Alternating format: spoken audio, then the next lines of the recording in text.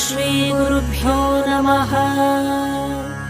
ह्रीङ्कारासनगर्भितानलशिखाम् सौः क्लीं कलां बिभ्रतीम् सौवर्णाम्बरधारिणीम् वरसुधाधौताम् त्रिनेत्रोज्ज्वलाम् वन्दे पुस्तकपाशमङ्कुशधराम् स्रग्भूषितामुज्ज्वलाम् त्वां गौरीं त्रिपुरां परात्परकलाम् श्रीचक्रसञ्चारिणीम्।